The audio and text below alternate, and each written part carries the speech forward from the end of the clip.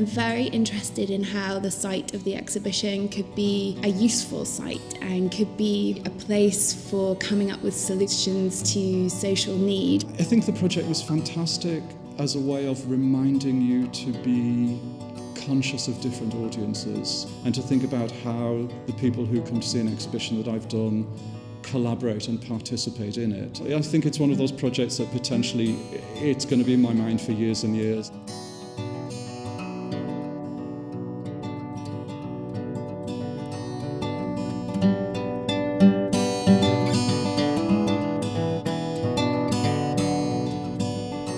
Cabinet Stories is about taking exhibitions directly to the audience.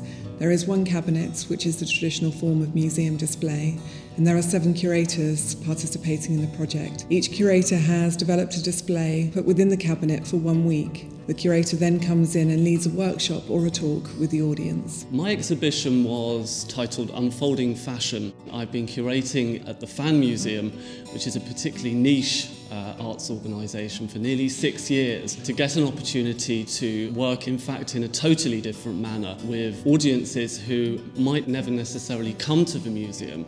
That really appealed to me. When I was coming up with the idea for the exhibition, I wanted to think particularly about the audiences. And one of the things that I thought they had in common was they had access to time.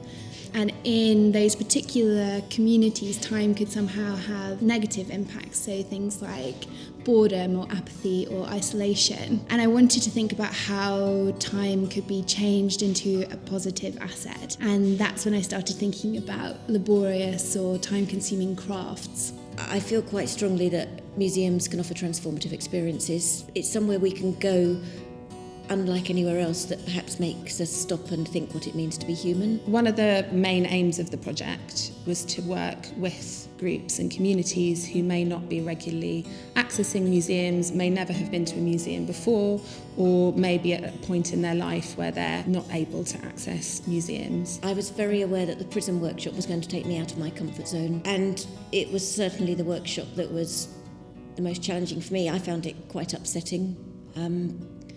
And deeply moving. I wanted the audience to have a moment and an opportunity to take ownership of the cabinet and have an exhibition of their own within the cabinet. And so we invited a London College of Fashion BA photography student to come in and take photographs of the audience members, and for the audience members to either be wearing an item of clothing or holding an item of clothing that was important to them. For instance, a Hindu woman borrowed a sari from a prison warder, and she put it on a Vietnamese woman who had never experienced wearing that type of clothing, and they started talking.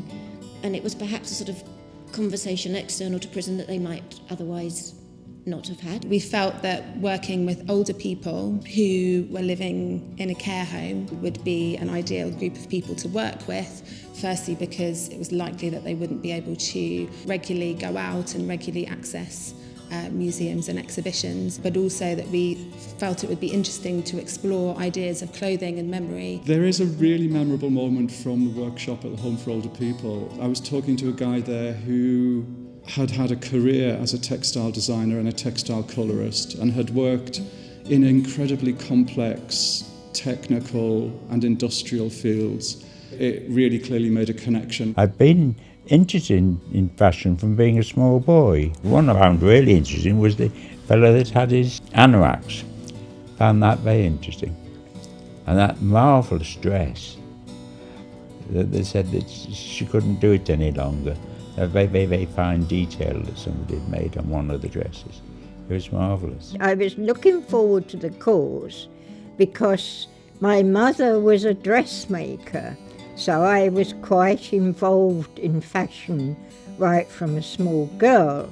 You did pass around some quite ancient garments, and particularly I think there was some underwear and a baby's dress, which did interest me because at one time my mother was reduced to doing outworker. And it was making babies' dresses. And I was the one who went and fetched the work and took it back to the workshop, you see, and it's about the lowest and many poor women have to, or in those days they had to resort to that, you see. I've always believed in the power of clothing to communicate to wide audiences, and this project has verified that for me absolutely. What was also really revealing to me was how the people that worked within those environments are also the audience, and how engaged they were in the project. And we had a lot of feedback in terms of how it boosted morale for a number of the people that were working within those quite challenging environments. I remember a pair of shoes that had a cartoon on it all over. I think that was quite clever. It's a very good conversation starter. You can just, sit and then cross your feet, and then someone will start probably reading the cartoon and start talking to you. Anything that challenges ideas about access to culture and that actively seeks out marginalised communities and brings culture to them and begins creative activity is a very, very positive action. There was a genuine exchange of ideas between the curators and the participants, and it really felt like it was an exchange of knowledge and an exchange of experience, and it was something that everyone who took part in the project really benefited from. It wasn't hard to sell it to the staff team or the members either. The importance of creativity in recovery, I think, is, very well recognised. It was a fantastic project, and I think that if we're going to be able to sort of help people make sense of what's going on for them and then translate it to how they live their lives outside, there needs to be less of a divide between sort of what happens in sessions like this and what happens in the general world. And I think this project sort of symbolically represented that.